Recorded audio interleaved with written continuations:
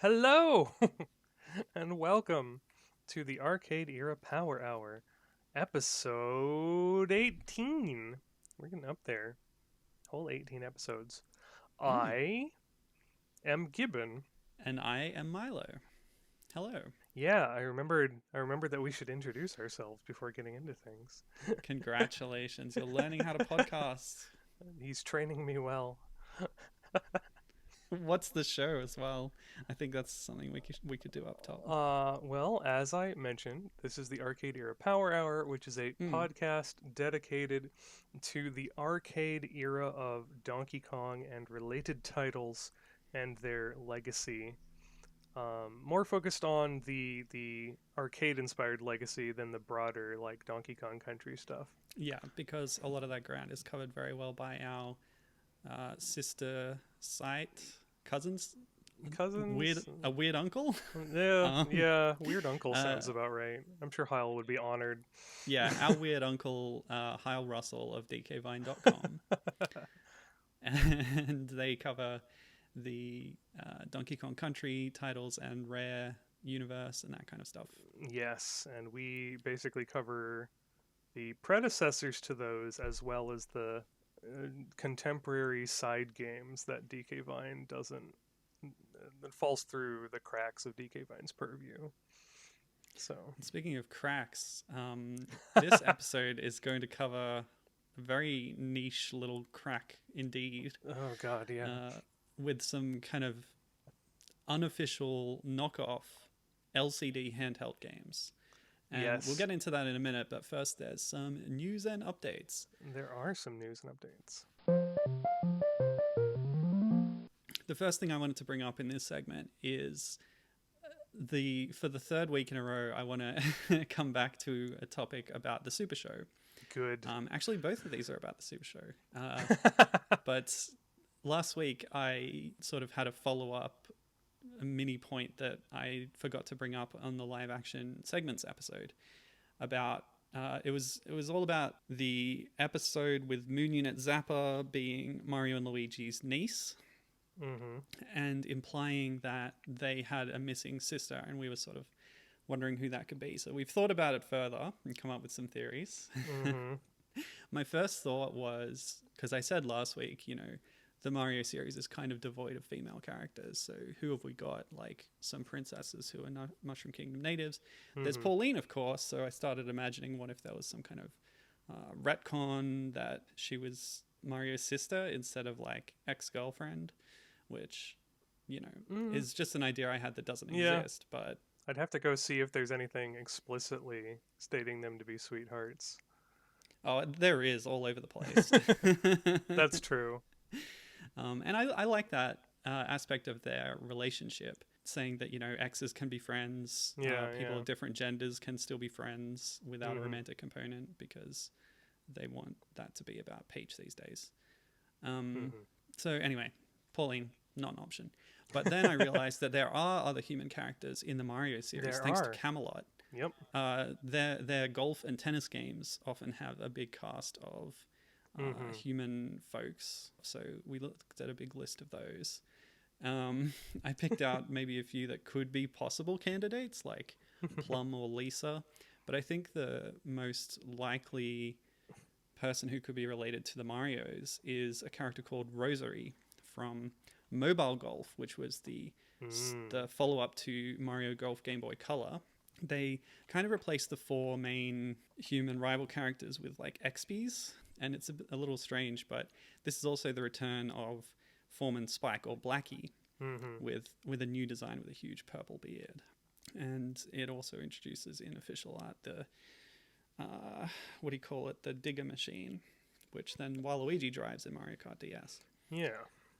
Anyway, so Rosary is this character who, seems to be about the right age. A lot of the characters in the games are either quite young or like, there's some adults.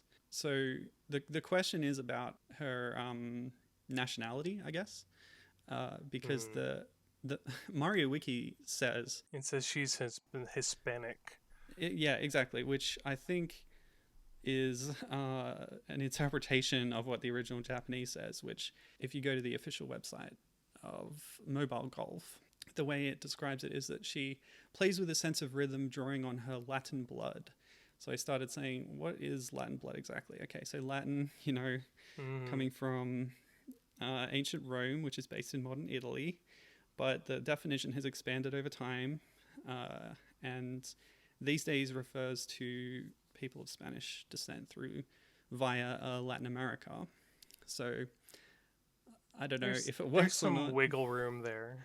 Yeah, I think so. And keep in mind, this is, me as an Anglo-Australian, I don't maybe have the best perspective on this, so please feel free to correct me if I'm wrong. But I think it's possible that Rosary might be the hidden lost Mario sister. Hmm. There you go. There's my theory. Uh, my nomination for this position Mm, was Lena from Yume Kojo, mm. as the only character who's not a member of that family because she's the girlfriend of the main Imogene character. Mm. So she comes from outside of the family and is kind of marrying in there. And I know that Nintendo doesn't strictly have the rights to her, but She also comes from outside of Nintendo. She was eh, one of the mascots for the Fuji TV yeah. event thing. Yeah. But yeah, that's my nomination. Nice.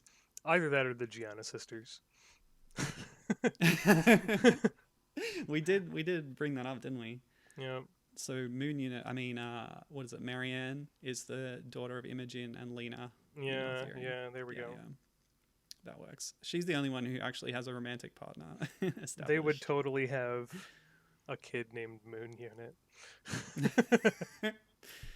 Nice. uh, So, since we're kind of promoting listener engagement, we do have a listener question section coming up. But if you have any theories about who the hidden Mario sister is, do let us know on our Twitters or on our show email, which is gibbon@dkgoethe.com. yes. Have you got any emails on that? No.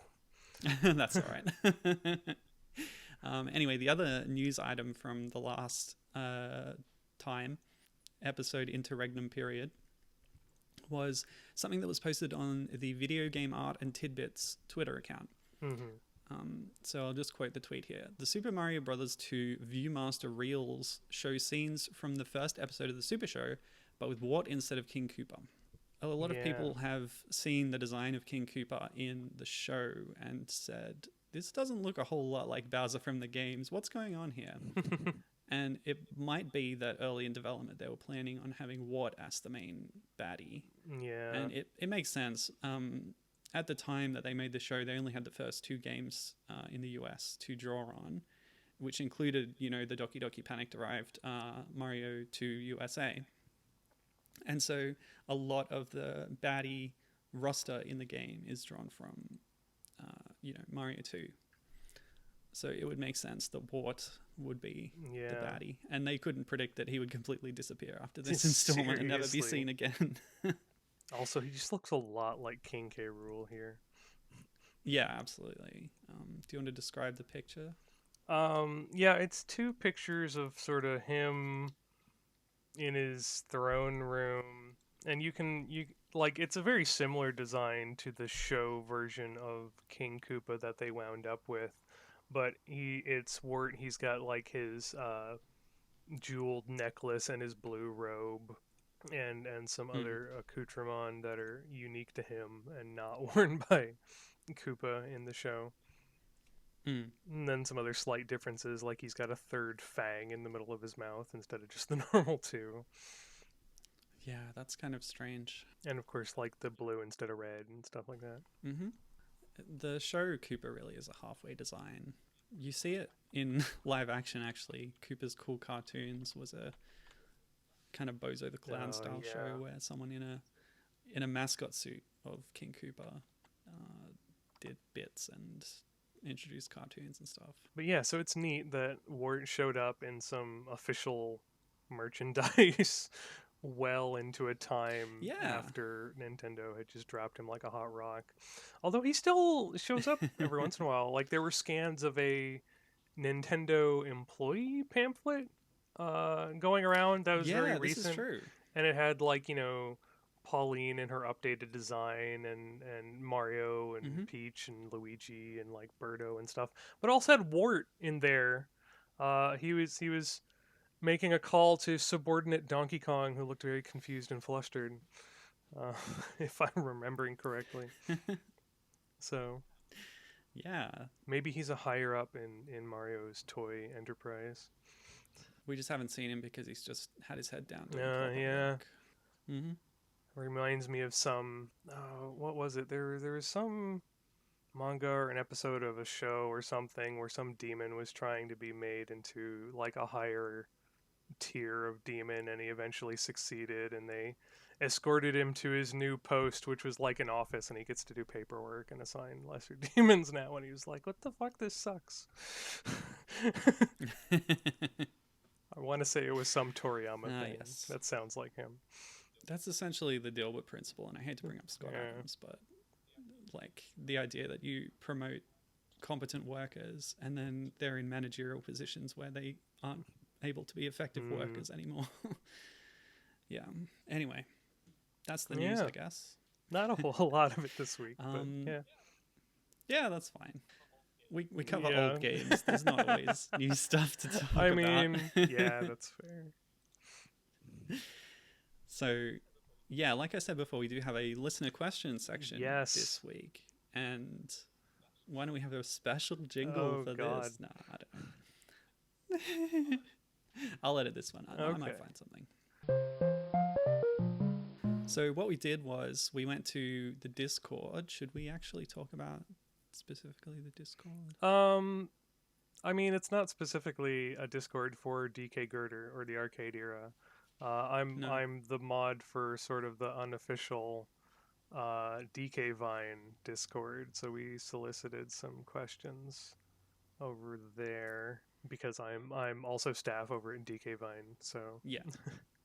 You're playing both sides. But DK Goda doesn't really have too much of a community per se, and we kind of piggyback off yeah, pretty much. the DK Vine community in a way. So yeah, we posted in Discord if anybody had any questions for us that we would address, and I guess because we hadn't done it before, it was a bit of a novelty, so we did have some responses. So yeah, the first one's from a friend of the show, Saber Kong, aka Sabertooth, and he says, "Do you think that Andros is involved with the Donkey Kong genealogical lineage at all?" Mm-hmm. We failed to specify that these should be somewhat relevant questions. I did mention what the topic of the episode was, but I don't think anybody really Yeah, cared that much. nobody. They just want us to answer their stupid questions. So we are, and they will be obligated and guilted into listening. This is how we spread. So anyway, yes, yes, that's my answer. Yes, I think he's involved in the lineage. Okay. I also say yes. Yeah. No, I think I want to bring up, I think it's Jeff Onan's theory that linked Andros to Final Kong from Jungle Beat. I hadn't thought about that, but that's, yeah, I like that theory. I'm not sure.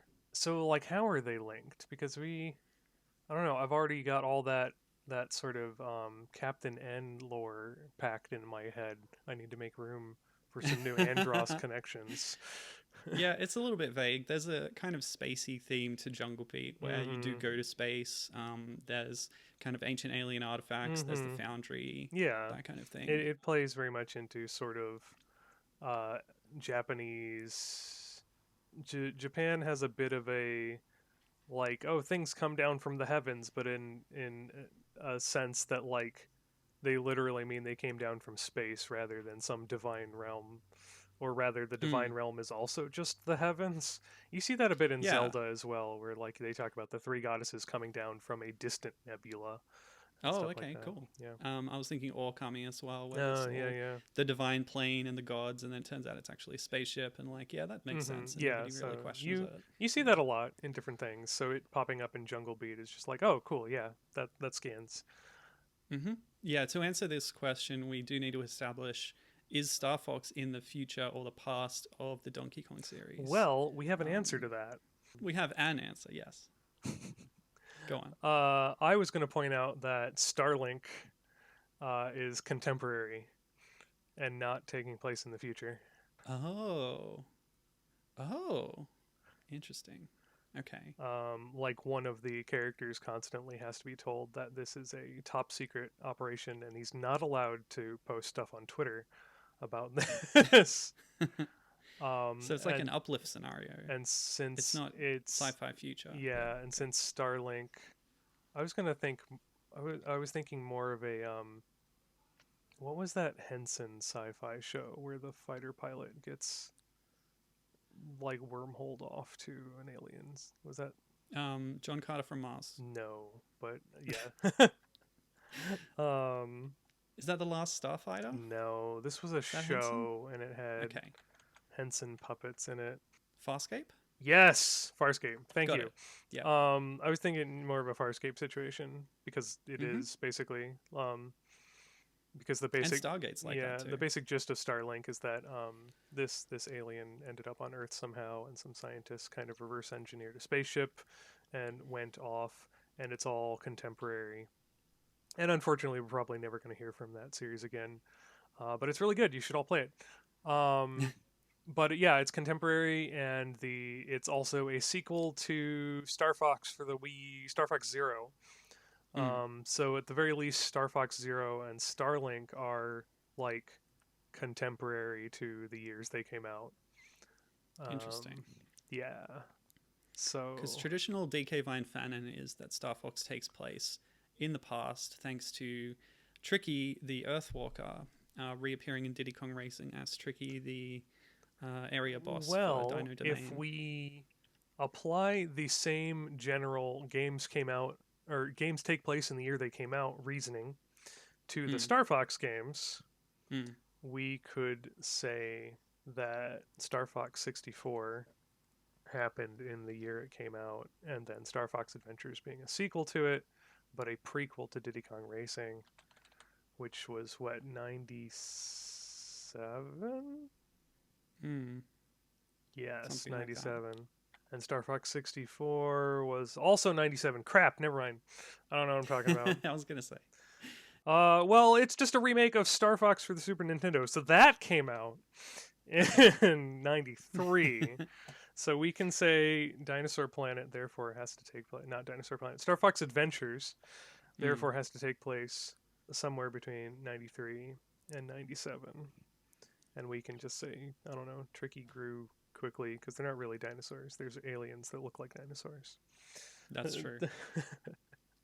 There's, I guess, an alternate take would be that the dinosaurs on Saria ended up there from Earth, and it's the other way around. Ooh. Whereas the as I say traditional theory is that there was an emigration of dinosaurs from Saria to Earth. Or just the popular, warp portals to everywhere, convenient, Yeah, fast travel.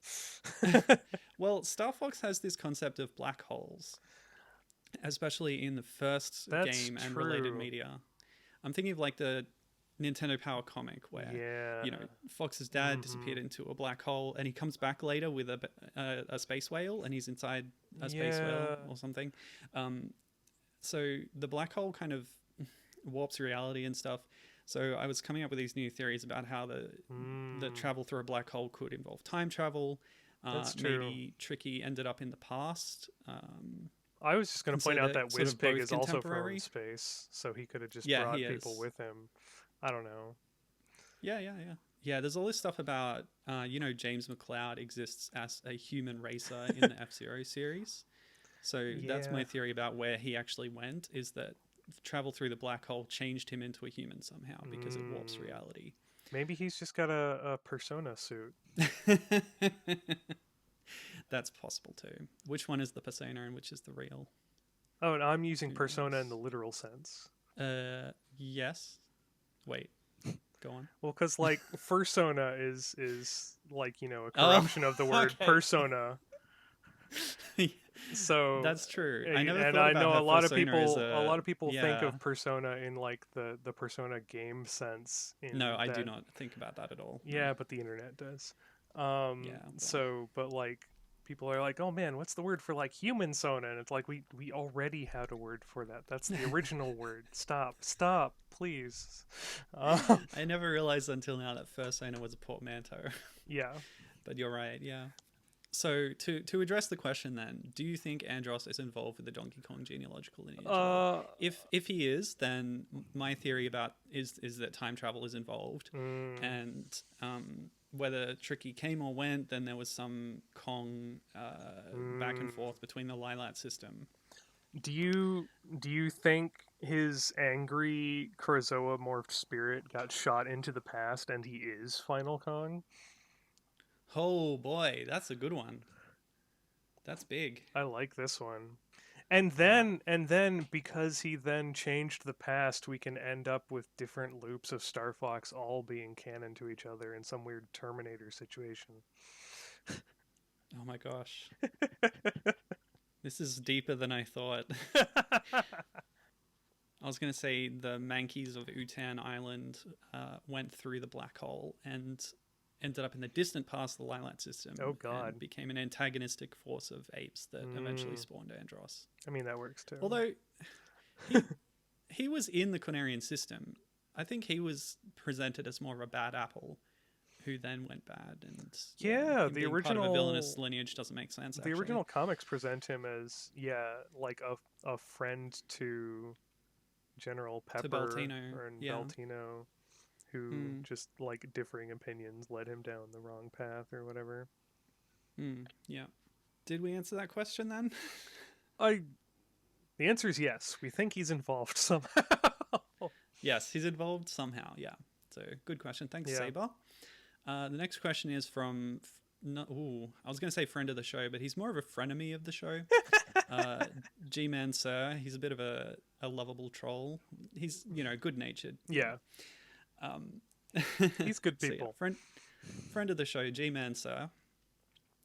What is Mr. Game and Watch's connection, considering he appears in Donkey Kong Country Returns factory level? Obviously, the answer is that it's Princess Shakora, and she's been around forever. Oh, that's true. She does take on the appearance of Game and Watch, right? Yup. Yeah. Huh. That's my So answer.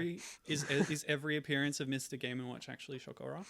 I'm gonna say yes, unless proven otherwise. I like it. I like it. So, good friend of the show, Tony, who has been a guest before on this podcast under the name Tonya. They go by Tony now. Brought up that Mr. Game Watch also appears in Rhythm Heaven Fever in a factory level in the background. Ooh, I didn't realize Princess Shakora had returned to the Wario corner of the franchise universe. Because, Yeah, Rhythm Heaven's a spin off of WarioWare, so. it is, yes. There's a lot of overlap. So what is the connection? I mean, that would be my that's the connection. Mr. Game and Watch's Princess Shakora, who is a character who exists in this universe. So why does she get around so much, and what was she doing there? I'm gonna invoke Link Between Worlds flat zone warp thingy. I don't know. Oh, okay. That's interesting. Because I also believe that the Zelda games are just the past of the Mario and Donkey Kong world. Just like Splatoon is the future of the Mario and Donkey Kong world. And Star Fox is Star Fox is contemporary off-planet. Yeah.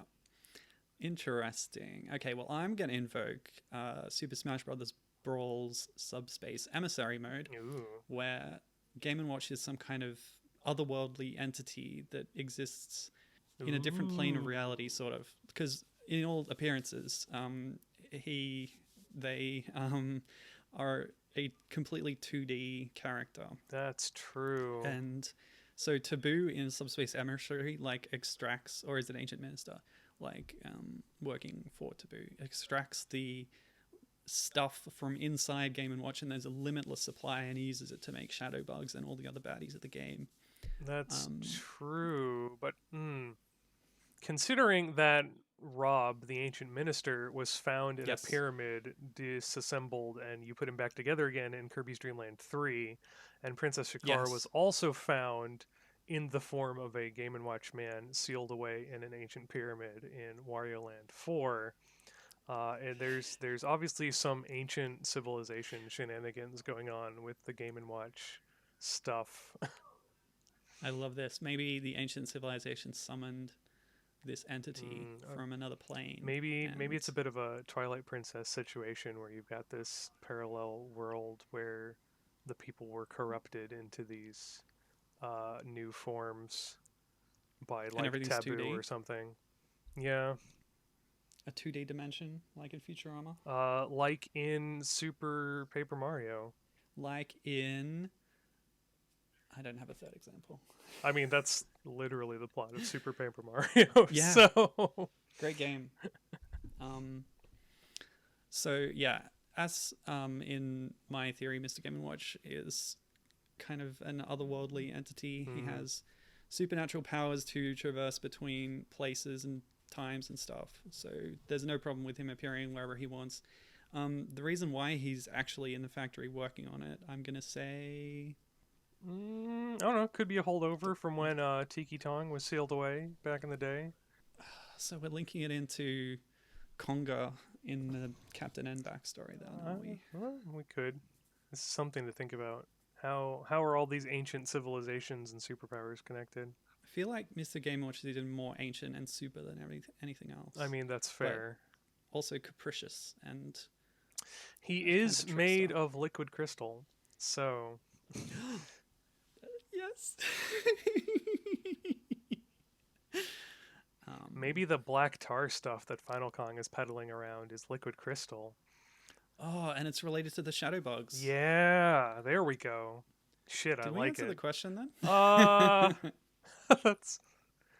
We've expanded on that there is definitely a connection. Yes. So I'm going to say that Mr. Game & Watch's purposes are, what's the word? Ineffable. Yes. And now I've just got a Cats song stuck in my head.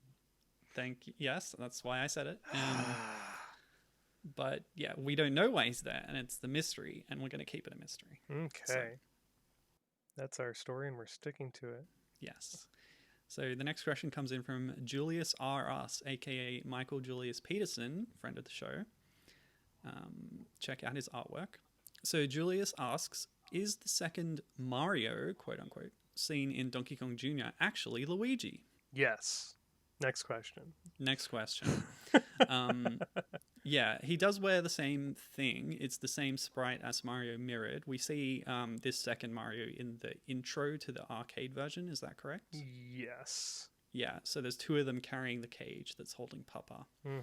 But yeah, have the fact that there's another Mario there, like, you can clearly infer that this is, Luigi. It's not a third Mario brother, although there have been examples of that over the years. The Mario Brothers multiplayer modes in latter day games have different colored Mario type characters, but Luigi was new at the time. Was Mario Brothers before Junior? I don't remember. No, it was not. Mario so this is Brothers Luigi's first was appearance. in '83, and yes, I absolutely believe this was Luigi's first appearance.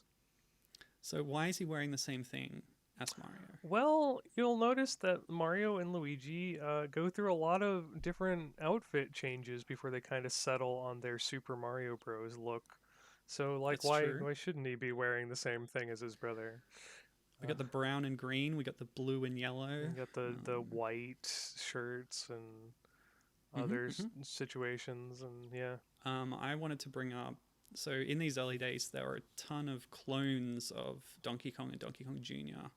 That were unofficial. Ooh. And I was sort of looking through a list of them to maybe bring up ones in the future to maybe induct into the site if they have enough credence to them for being separate. And even though they're unofficial, we do cover some unofficial things on DK Goda. So there's one in particular I noticed called Junior's Revenge. This is just a blatant Donkey Kong Jr. clone. But just to be a little bit, to claim that they're original and to stand out, they tweaked some things. So they changed Mario's name. Now, as we've just established, Luigi did not exist at the time. Mario Brothers hadn't come out yet. So there was no precedence for another Mario-like character. So they were like, okay, Mario is an Italian stereotype. What's another Italian stereotype name? How about Luigi? Okay, so the antagonist in this one isn't a Mario, it's Luigi. It's completely original. Wait, seriously? Not knowing that, yes, seriously. Holy shit. Not knowing that in a few years, Luigi would become an official That's character amazing. as the brother of Mario. Wow. So this is sort of an alternate take of events where Luigi is the antagonist, which, if you take this intro into consideration, implies that they were both there, both acting in that role. Can we Junior. count this as like a Daigakushu situation and just be like, this is Donkey Kong Jr. 2, Junior's Revenge? It is called Junior's Revenge, literally.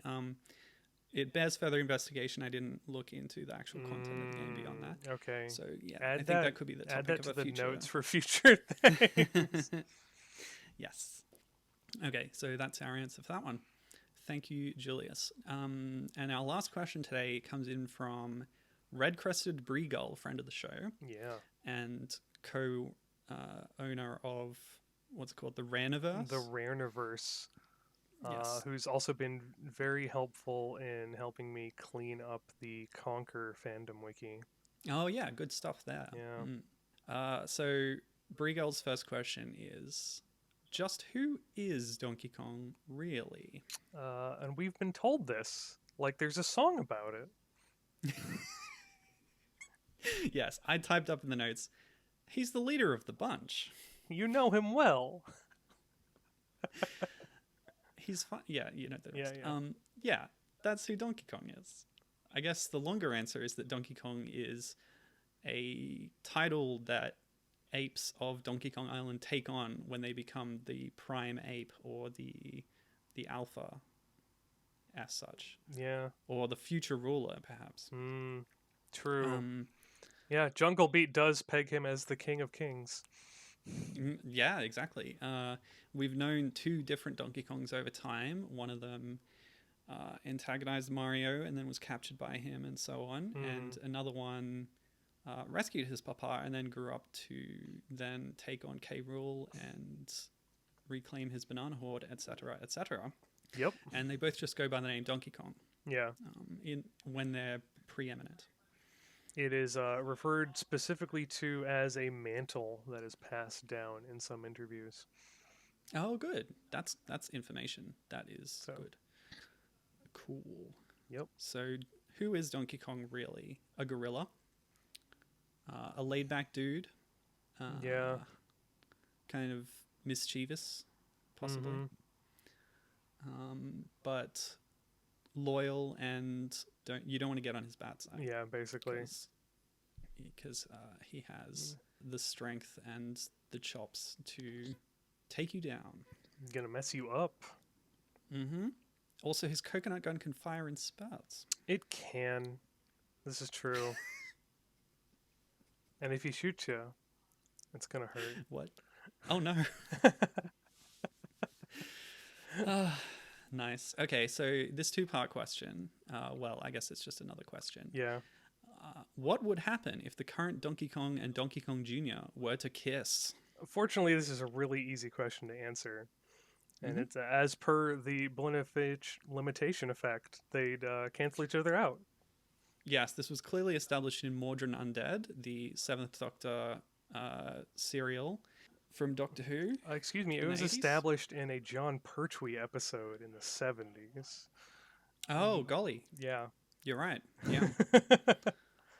I couldn't tell you which specific episode at the moment, but yeah. It was like the two brigadiers met and... Oh, yeah, no, that was Modern Undead. You're right there. Yeah.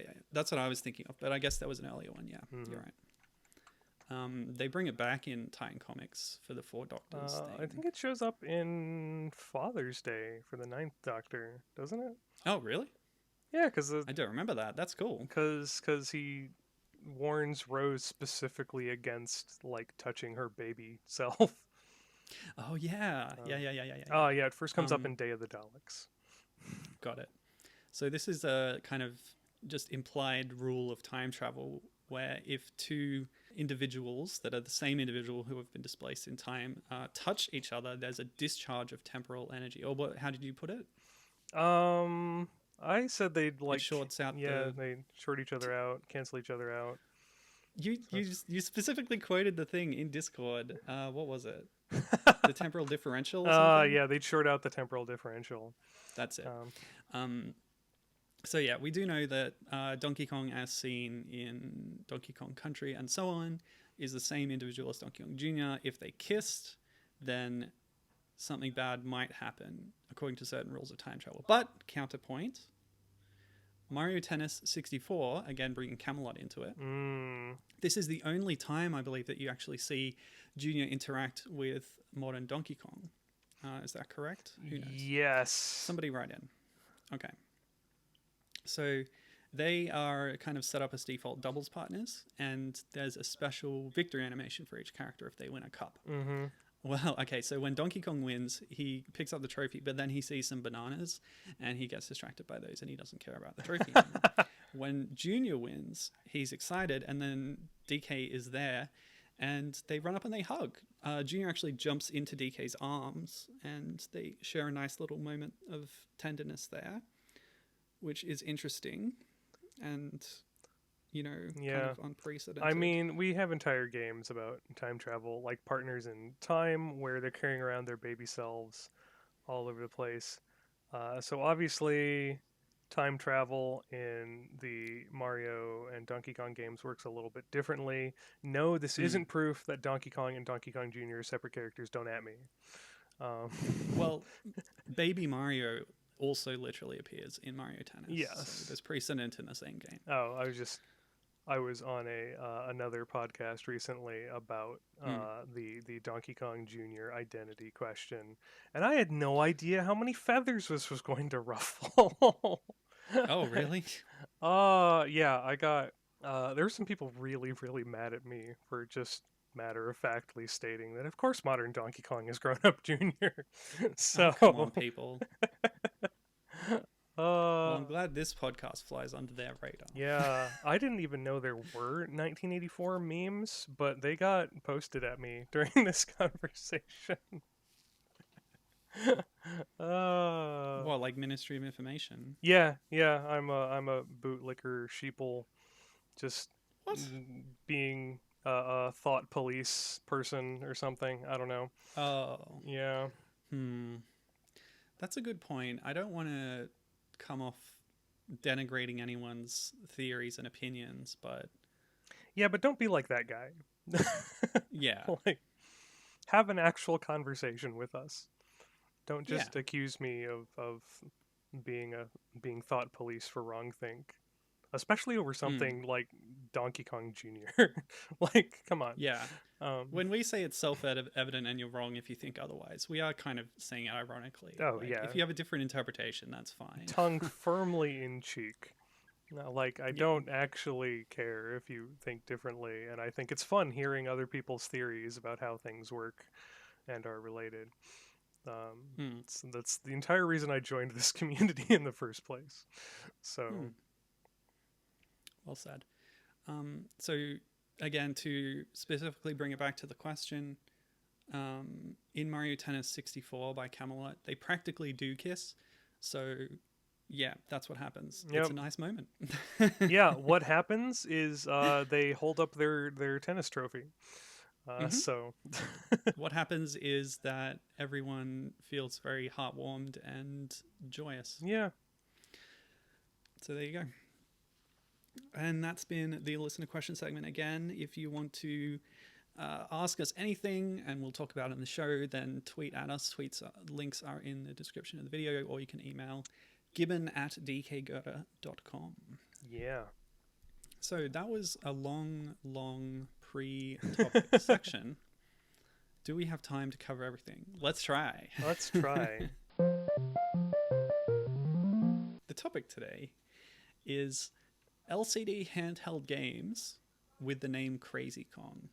Which is a much wider category than one would think. Yes. There's at least 5 examples, but we'll get into that.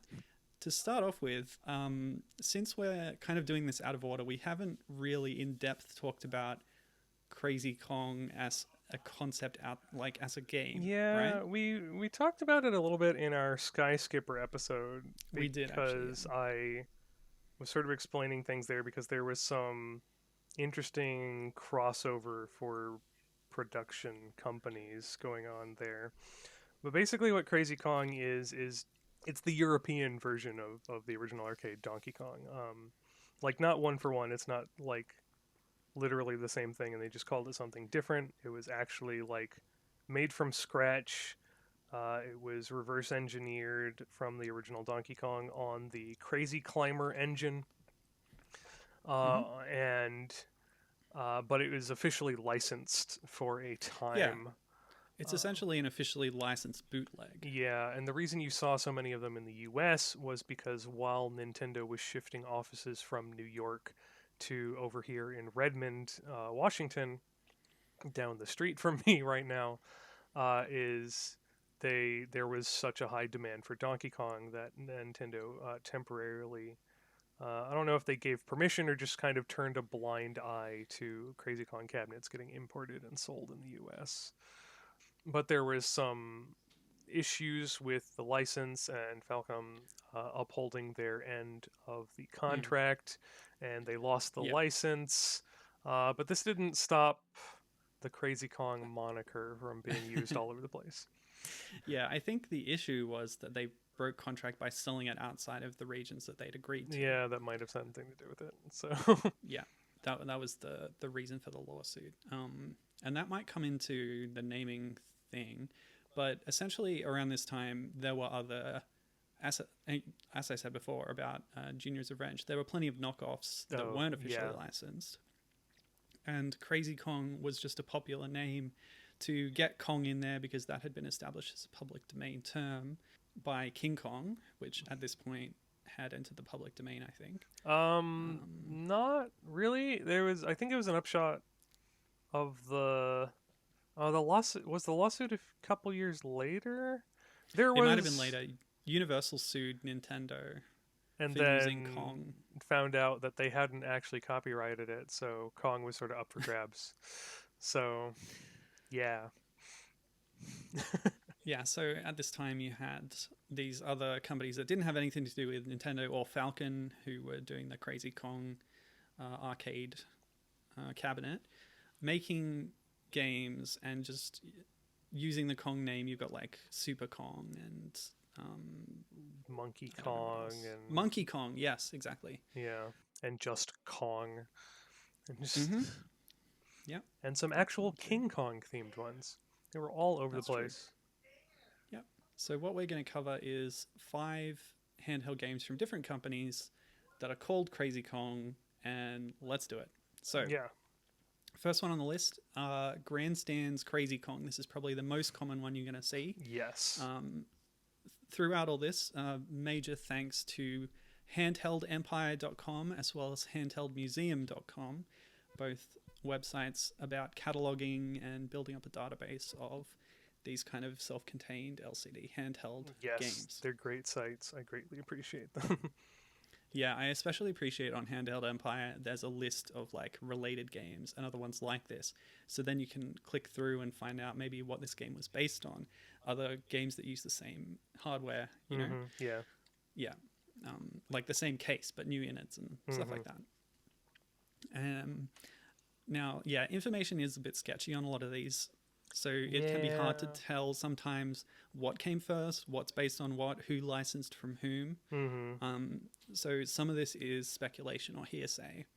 But as far as I can tell, Grandstand, who was based in the UK, as well as having operations in Australia and New Zealand, licensed a game from Epoch, which was a Japanese company. In 1981, they made a game called Monster Panic. And so Grandstand licensed that, and they changed the name, and they didn't change anything else. They changed the color of the case and put that out as Crazy Kong. So this is a particularly strange one to bear the name because there's literally no gorilla in it, even though they put a gorilla on the box art on the cover of the box and on the case of the game itself. Yeah.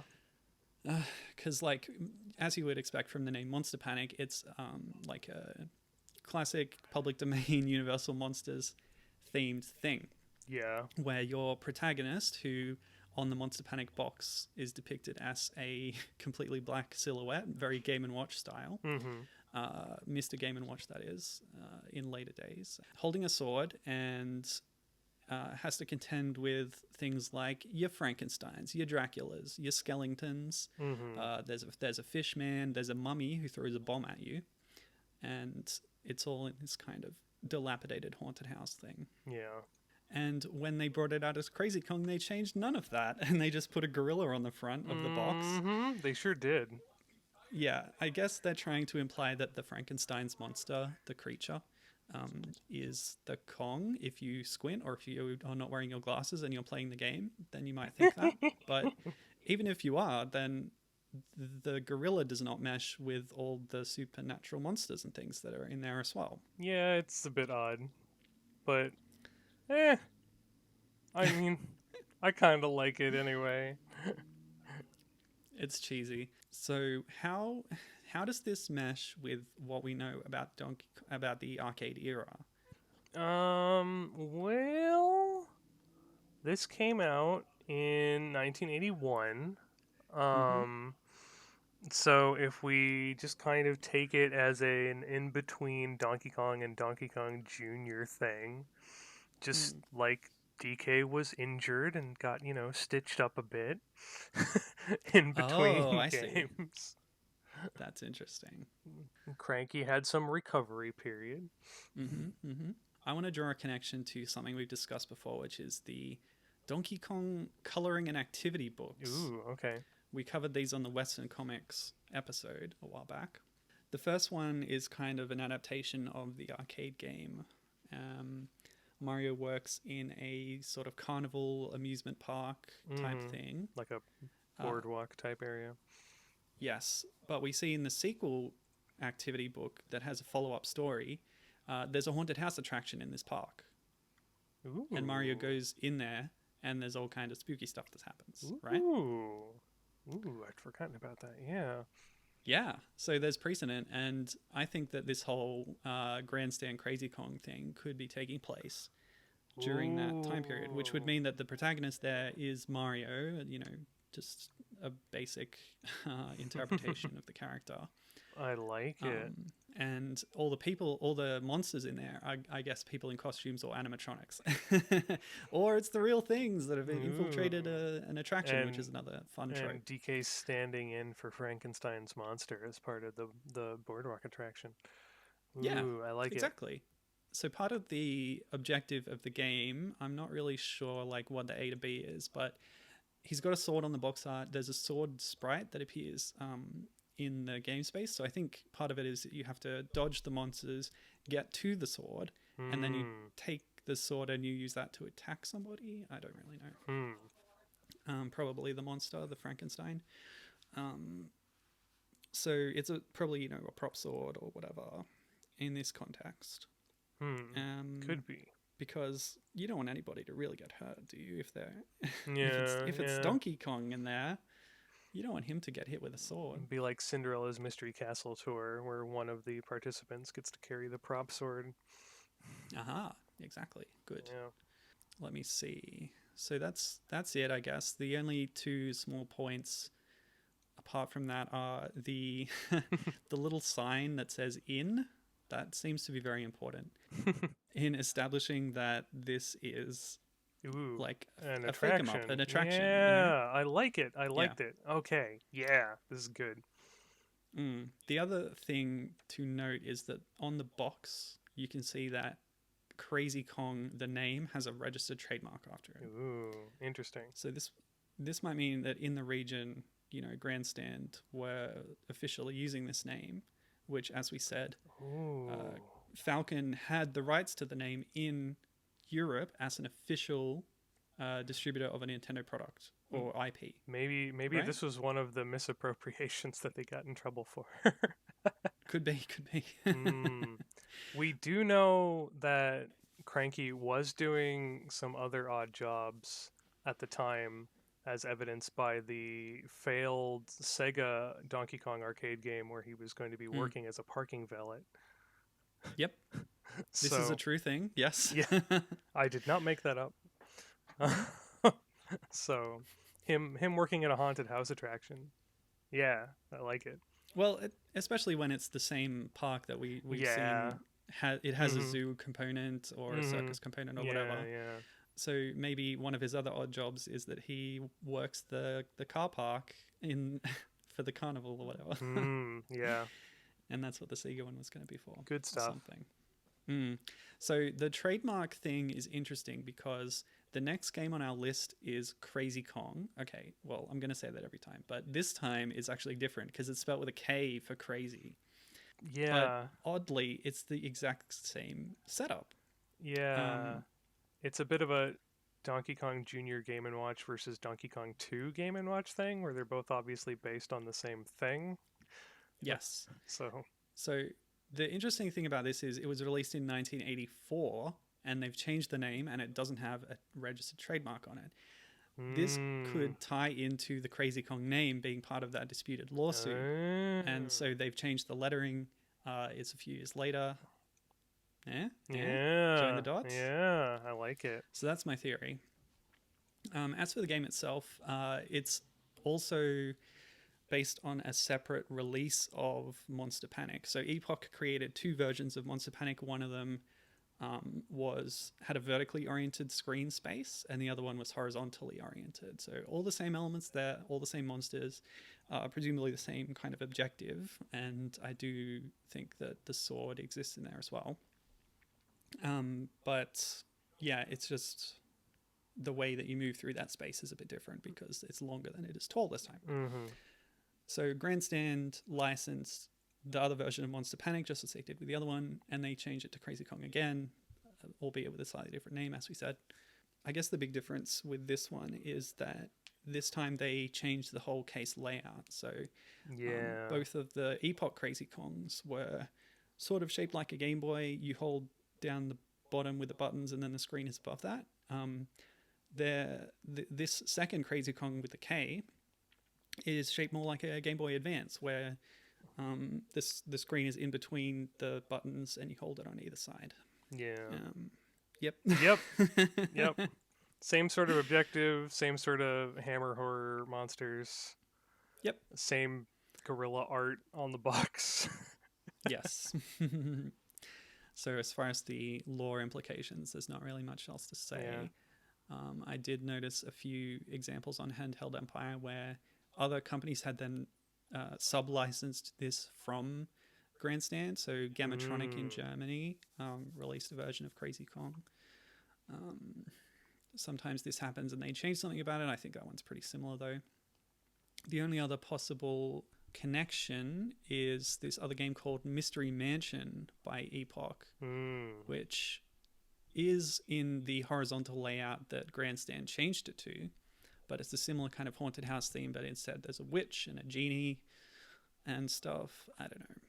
The case is the same, but and it's still the haunted house theme, but I don't know how, if it's, supposed to be related or not. The cover art shows like a boy holding a giant key, and there's like a princess in distress on the right, of course. Yep. So the setup is a little bit different, maybe. And it definitely, the way that Mystery Mansion is presented doesn't really fit with the whole Donkey Kong thing that we've worked into it. Anything more to say?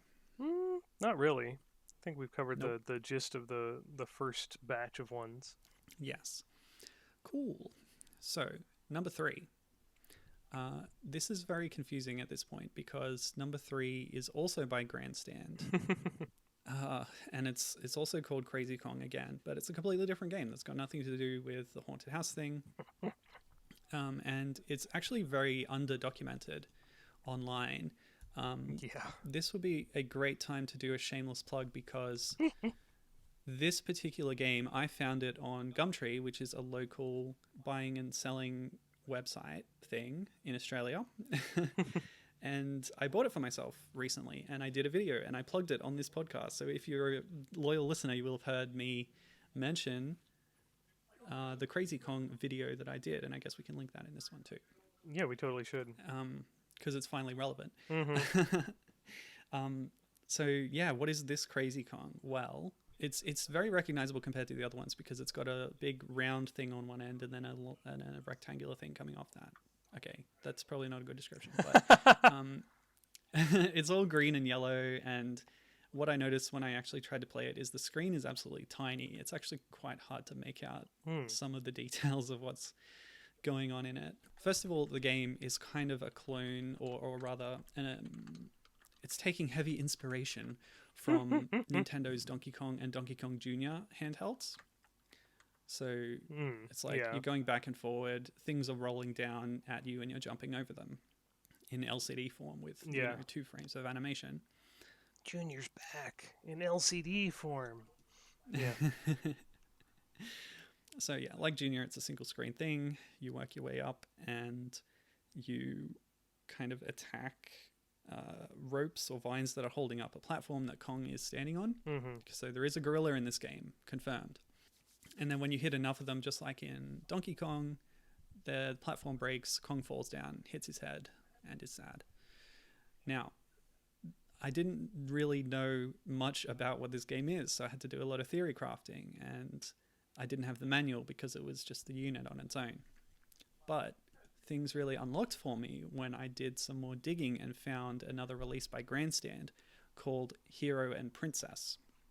Yeah. So good detective this is work. Yeah, well, it's again mostly thanks to the related games section on Handheld Empire. Yeah.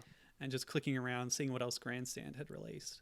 So at this point, I'm still not sure whether Grandstand came up with this whole thing or if they'd licensed it off somebody else. A possibility is that Takara in Japan had created games with this casing and then and possibly even a variation of this game itself, and then Grandstand licensed that from them, and then again changed the name to Crazy Kong for one of their releases. But it's unclear. I don't really know. All I know is that this other game exists and it's called Hero and Princess, and it appears to have the same protagonist character, who in this case is then framed as a hero. It's really hard to tell who the protagonist is supposed to be in this Crazy Kong game, but when you have the context of the Hero and Princess box art, they're wearing a little crown. They're clearly a prince or hero of some kind. Yeah. And the princess does not appear in Crazy Kong, but she is in Hero and Princess, which also features the gorilla. Yeah. And the backgrounds are the same. So it's all very much related. It's a sequel, it's an interquel, whatever it is. But yeah, Hero and Princess is a dual screen thing, which again is pretty similar to Donkey Kong. Obviously counting these as the same characters, so this gorilla is logically also Crazy Kong. And obviously the Kongs are no strangers to, I don't want to say medieval, but castle imagery and stuff after their stint kidnapping a foreign monarchy in Sky Skipper. So yeah, exactly. This does tie into that. So recently I was revisiting some Donkey Kong Country stuff, and Cranky Kong has all these lines about how games used to be in the old days and how they should be if he was in charge. And one thing he talks about is kidnapping princesses. And this is kind of a misnomer because that's not something that Cranky ever did in any of the official Donkey Kong games. Again, unless you then count Sky Skipper. Yeah.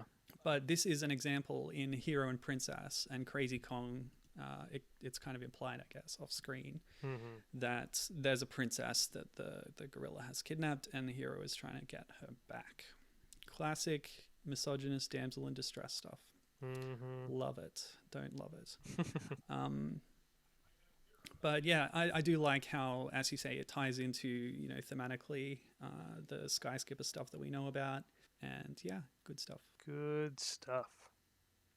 Yeah. And it is a decent little game, Crazy Kong, in the DK Junior mold. Yes, Crazy Kong, not to be confused with Crazy Kong and Crazy Kong. Oh yeah, now absolutely. Onwards. You should be able to tell from my inflection which Crazy Kong I'm referring to. Okay, so things get even more hazy from here. The next entry is Crazy Kong, wouldn't you know? It's from Yoko, possibly. Licensed to many different companies, but I think Yoko is the original. Handheld Empire has a classification for it being part of the Yoko Cornerless series, and there's a lot of Mm, games that use the same form factor. But yeah. what does this look like exactly? It looks like one of those Tiger Electronic handhelds, Mm. actually. Mm. Yeah, it's pretty basic. You do hold it on both sides of the screen. It's pretty squat. It's got a strange control setup It, where there's two buttons on yeah, each side, it super and it's does. like you would want it to be up and down on the left and then right and left on the right, if that makes sense. You would But think that, they haven't wouldn't done you? that. Yeah, you would think it's got up and left on the left and down and right on the right. Yeah. Um, and it's sort of a top-down maze game. It, it seems. Yeah. So you would travel around in any of the four directions. It kind of reminds me of like I think maybe some ZX Spectrum games were like this, where you had like Q and A and then P and L or something else on the other side of the keyboard for the directional buttons. Yeah. Yeah, it's kind of like that. But as for what the game plays like, we don't really know because the only screenshots we have of it are of the blank unit, not even in operation. So we don't know what any of the sprites look like. Oh, actually, the Altic model on Handheld Yes. Empire does have the LCD sprites in place Oh, on the good. Let me shot. just check that one out. Oh, yeah. Okay. Let me zoom in. Sorry. Oh, they're tiny. Yeah, they are. Okay, what is this? What is going on here? I see a traffic light. I see something that might be a gorilla. And like, there's Uh, some tanks and planes on the side art yeah, of I the see a stuff. house and a train. But Yeah. yeah, as you say, it seems to be this military theme with the bombs and the tanks and the bombs and the bombs and the guns. To quote the Cranberries, which kind of reminds me of King Kong 2, Ikari no Megaton Punch, which Yeah. you might know a little something about. It's possible. You were doing a ROM hack of the game Yeah, to I know. turn it into a. For the listeners, can you tell us? Okay, so Okay. for the listeners, Mm, Konami did two licensed games for, was it 1980 something's King Kong? No, that was like 79 or something. One of the King mm. Kong movies, the second set of remakes, it got a sequel. There was a lady King Kong, and King Kong needed like a heart transplant or something. It was a dumb. It's not very well received movie. I of course own two copies, DVD and Blu-ray. Um, but anyway, Konami made some licensed game tie-ins. King Kong was a big get for them. He was included in Yeah. their crossover series, YY World. Hmm, hmm. Um, and they two games were King Kong 2, like the PC Engine version, which was a bit of a like adventure game with like quest item inventory management. You were going around as an explorer on the island and interacting with NPCs and doing some interesting stuff. Really, really good game in and of itself. And the other one was for the Famicom, and it was King Kong to Ikari no Megaton Punch. And Mm. it's, I swear to God, it's a ROM hack of the original Legend of Zelda that's broken some things. Um, because it doesn't know how to manage the palette cycling in the dungeons, and it doesn't know how to palette cycle properly at all because every single different color option of every single enemy is a different sprite in the ROM data, which makes Oh. sprite editing this game a nightmare. And they're not even all stored in the same spot. Anyway, it's based on Legend of Zelda. You play as King Kong, like giant King Kong, like Hulk jumping around this island and throwing boulders at things, and the military is after him.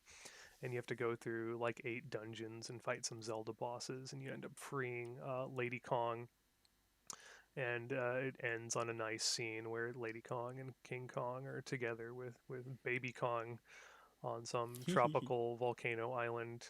And I was going to do, a ROM hack that started out kind of ambitious, but I decided to scale it back a bit and just sort of do a like, oh, this was the Donkey Kong, the Return of Donkey Kong game that was announced and then never released back in like '87 or so. um, Mm. or around the same time that like Return of Mario Bros came out.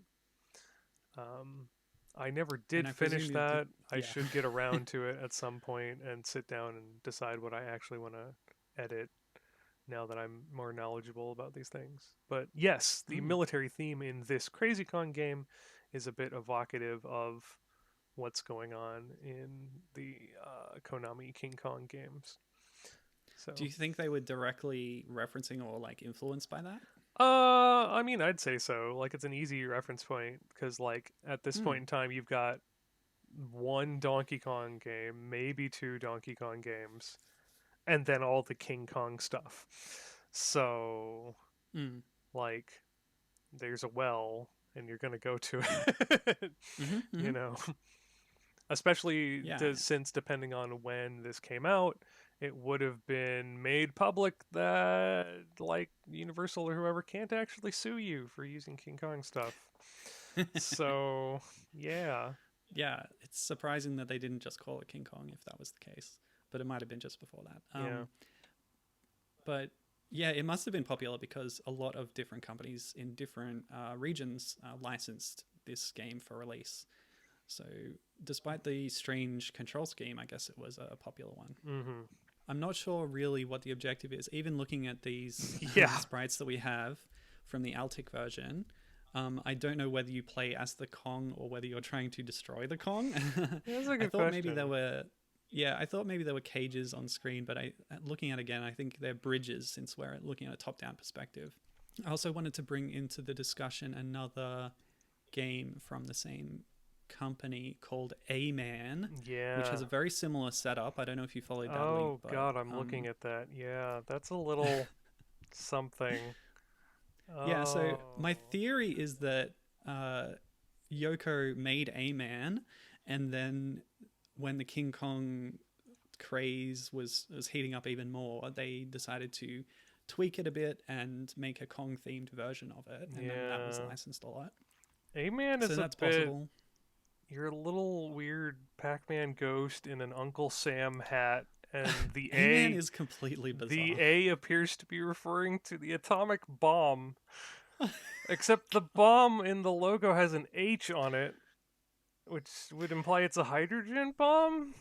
I don't I thought the know. A, yeah, I thought the A was like America Man, and this character who is the Ooh. ghost with the stars and stripes hat is America Man, And then like the and point symbols are like landmarks from across the world that you're bombing. I don't know what's going on here.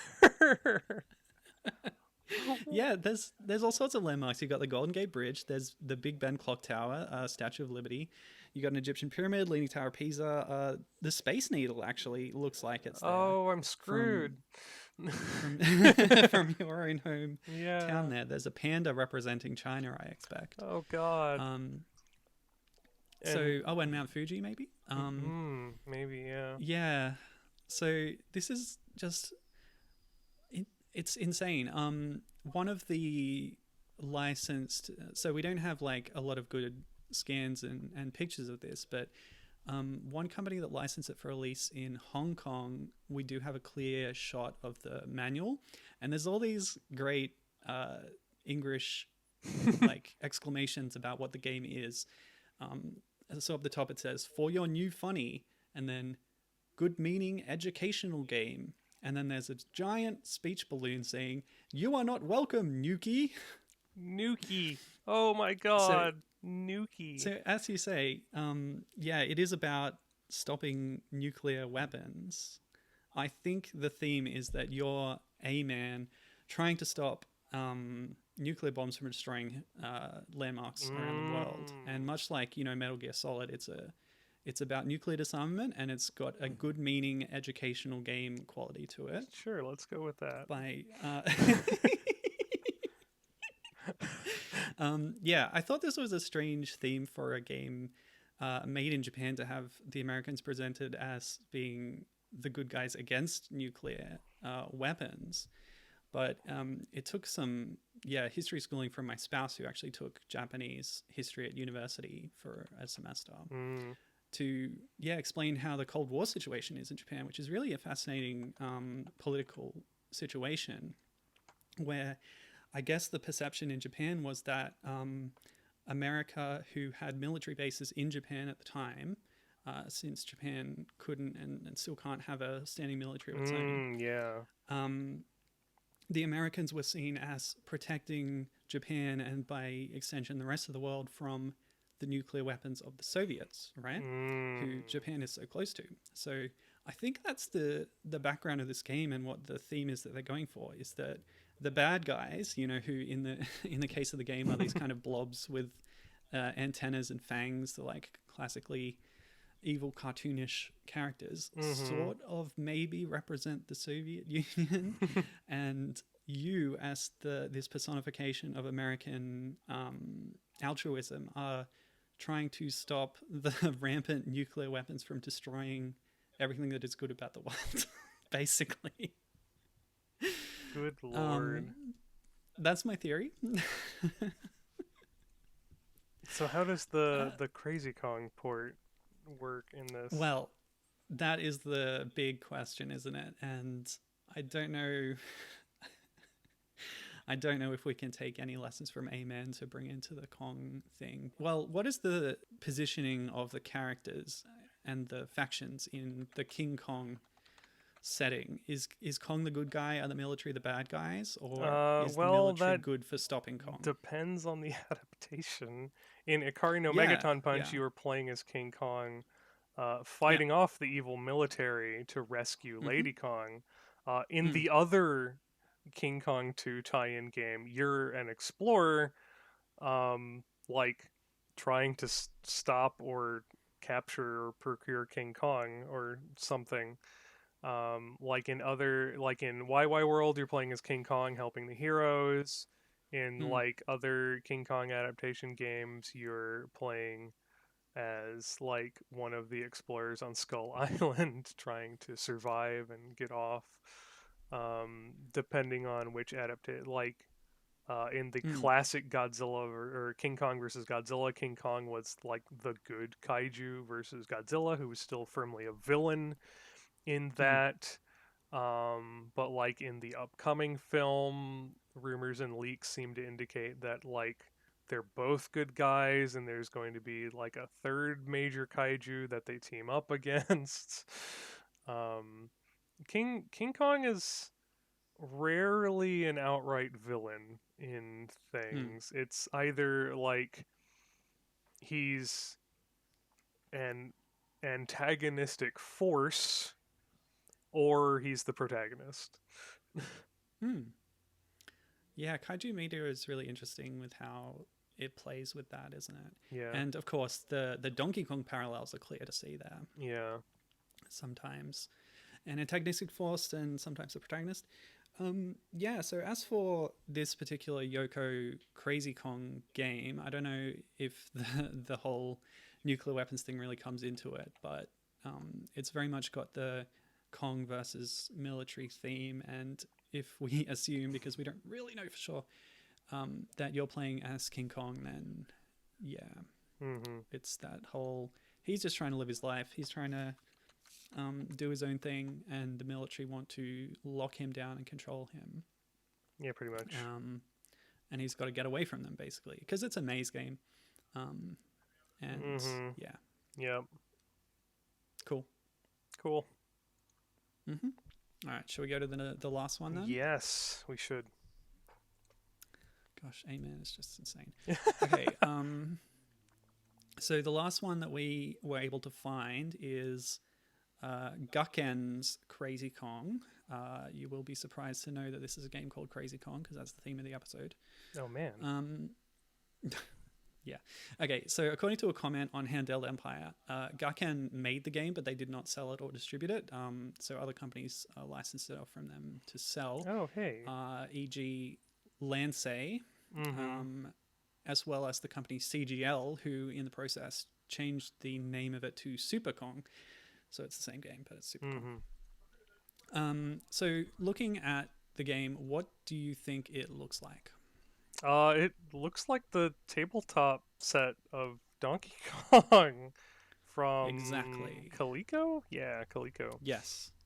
So I think there was a Coleco version and a Nintendo branded version, which was sort of a brown color. The Coleco one was much more colorful, it was like yellow and blue and Yeah. very vibrant. Yeah, it kind of seems to be a kind of clone or direct, rip off of that. It's got a black background with colored LCD panels, Yeah. sort of in that calculated digital clock way where different lines can light up to represent ladders, but then there's also character sprites as well for Kong, and it's Jumpman. It's just Jumpman. Like, Yep. don't even pretend. Yeah, but it's also the hardware is attempting the same sort of thing, where the Coleco tabletop was a little replication of an arcade cabinet that you could bring to your home. And that was the novelty of it. This is a similar sort of thing. It's got a tiny little, very cute arcade stick for movement and a jump button. It's oriented a little bit differently, though. It's flat on the tabletop instead of raised up and at an angle like the Coleco one was, so it has a lower profile. But yeah, as far as the gameplay looks like it goes, it's very much like that Coleco tabletop one. The ladders randomly move around. You are trying to get your way to the top where Kong is. Yep. I do like the detail on the side where there's kind of construction sites, like paraphernalia around. There's like pallets hanging from crane lines and things like that. Yeah. As opposed to the Coleco one, which mimicked the original cabinet art with the elaborate frame and the characters represented there. This one is a bit more immersive, I suppose. Yeah, it's a cool little thing. I'd like to point out that the similarities are so strong to the Coleco Donkey Kong that it even has the same battery requirement. 4 C batteries. Wow. And I don't know how quickly it would have gone through those, but that is a tall order, I must say. Especially for the time. Yeah. That would have been a bit crazy. Yeah, crazy stuff. That will do it. Those are the 5 Crazy Kong LCD games that we could find. And it's interesting how they're all taking different directions. We've got one set in a haunted house. We've got one in a sort of fantasy hero and princess theme. We've got one where Kong is fighting against the military. And we've got one that's a direct ripoff of Donkey Kong. Yeah. They kind of ran the gamut there, didn't they? Yeah, and it's like the Donkey Kong identity can be split into all these different factors, and they're all still essentially Donkey Kong. Yeah. That's how broad the actual series is. A very that none of these feel out of place. Versatile character. Yeah. And as we've established throughout this episode, the official Donkey Kong series covers all these bases even. Right? You think? Maybe they kind of shy to. Yeah, I was about to say, kind of shy away from the military thing. Well, I don't know. They did have some of Bowser's tanks in the backgrounds in Tropical Freeze, but I think that's about the closest they've gotten. We did have Mario's Bombs Away, where he was part of the military. We did, yes. But as for Donkey Kong proper, they don't really get into the military setting at all. But they have kind of done the rest of them. Donkey Kong's been to, jungles and cityscapes and construction sites, and castles and whatnot. Yeah. Yeah, it's all cool stuff. And again, if you want to see me playing one of these games, I'll link the video. As for the rest of them, good luck. Yeah, I know, right? Yeah, there's just so many LCD games that were made in this period. And there is not the internet coverage of them. Yeah. That was a bad sentence. Sorry. Ooh, there's a copy of Hero and Princess up on eBay. There's several copies of Hero and Princess up on eBay. Wow. Okay. It's a bit more common than the Crazy Kong one. Oh, in box with manuals. Ooh. Ooh, okay. Gonna have to think about that. Gibbon's being highly tempted over here. It's all good though. Yeah. I love investigating these crazy little offshoots of the Donkey Kong series. Yeah, they're good things. They're good stuff. And I love our discussions trying to make them fit. You mean succeeding in making them fit? Oh yeah, we're always 100% successful.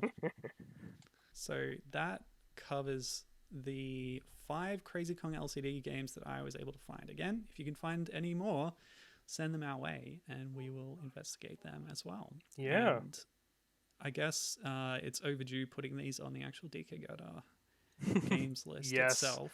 I have been meaning to add various ports and side stuff like this to the games list, but I think I'm going to have to start like delineating things, because right now it's just sort of a big list with release dates, but and maybe like the platform they came out on, but I might need to start putting some more info on that page, as well as fleshing it's it out hard with these like... ones because we really don't know when they were released. Yeah. And in some cases we barely even know who made like them. you got a copy of the one. Does it have a year on there anywhere? Good question. No year. It says date code and then there's a sticker that says 082. Okay, so then. There's I don't think we know what that means. 1982? I don't know. Oh yeah, could be. Could be. Yes. Okay. Well, that'll do it for this episode. Thank you for listening. This was so much fun. Do we want to do plugs before we rush off? Yes. Sorry. Yeah, that's wrap up the topic. We're done with that. That was fun. Thank you for sticking around. And if you'd like to stick around, we will recommend an off-topic thing that we've enjoyed recently that maybe you should check out. Yeah. Gibbon? So I was going to plug the recent Switch ports of the Oddworld games. Oddworld Habits has been working with, and I've completely blanked on the studio they've been working with to do these Switch ports, but they've been doing some nice little ports. They released some nice additions with like lenticular hollow covers, and the box arts have that thing that like VHSs used to do back in the day, where if you lined them all up on the shelf, they have a picture, and it's got like I love that. Abe and Munch and Stranger on it, on the spines. That's amazing. And they put out Stranger's Wrath and Munch's Odyssey so far, and they recently confirmed that New and Tasty will be coming in a couple months. And yeah, it's just been really good. Microids is who they've been working with for that. Microids, got it. Yeah. So that'll be the whole series on one platform, right? Until Soulstorm comes out later in the year. Which is not confirmed for Switch. Which is not confirmed for Switch. It is in fact PC and PS4 only at the moment. I wouldn't be surprised if there was a Nintendo port at some point, because Oddworld Inhabitants has a pretty good relationship with Nintendo. But for now, there's no Nintendo port in sight for Soulstorm. And I'm not even sure the Switch would handle it, honestly. They might have to sort of downport that. But well, that's not unusual for the platform. That's true. It's been done. But yeah, so that's my promotion for the episode. Cool bananas. So my plug would be a fan game for the Donkey Kong Country series. So on my Twitch streams for the last, 6-7 weeks, I've been playing nothing but Donkey Kong Country based bootlegs, fan games, all sorts of things that I can get my hands on. That's not official. And there's been some real hidden gems in there and some cool stuff. But I think the highlight so far, or it's finished now. So the highlight overall would be this one called Donkey Kong Country 4 The DK Bay by Pebs. And this was made in 2011, has never been updated, but Pebs continues to put it out on current platforms. In this case, it's on itch.io. So go to Pebs, PEBBZ .itch.io, and the DK Bay is right there. So what is it? It's a fan game. Okay. So as far as I can tell, it's the only completed fan game for Donkey Kong Country. There's a lot of ones that have just started or only have one world and then they get cancelled. The one that's the Kong's Return, by that team, mostly based in Brazil, has had many demos over the years and is seemingly no closer to completion than it ever has been. But in this case, it's a one and done, and it's a complete package, and it's so beautiful. It takes as its basis the art style for Donkey Kong King of Swing on the Game Boy Advance, and this was a popular style for sprite artists back in the day to replicate and to do new sprites for and new characters in that style. And what Pebs did was took a lot of fan-made graphics from DeviantArt and then got a couple of people from DKC Alice forums on board to make up the difference, and made a complete Donkey Kong Country style experience in that art style, and did a really good job with it, I must say. So I had a lot of fun playing it, and maybe you will too. I had a lot of fun watching you play it. Thank you for saying so. As long as you have a way of playing Windows games, which might be Wine. I had a little trouble with the sound emulation on Wine, but the game itself is perfectly playable. And you should use Joy to Key, which Pebs recommends in the description of the game, which is just a way to make it more comfortable to play by using a controller instead of a keyboard, because it doesn't natively recognize controllers. Good call. But yeah, there you go. The DK Bay, if you're a Donkey Kong Country fan, and you might be if you're listening to this, then it might be worth checking it out. Good stuff. Cool. All right. Thanks very much for listening. And we'll see you next time with more arcade era stuff. Good things. Yep. Good things, I promise. No bad things here. No bad things here. Cheers. Bye-bye.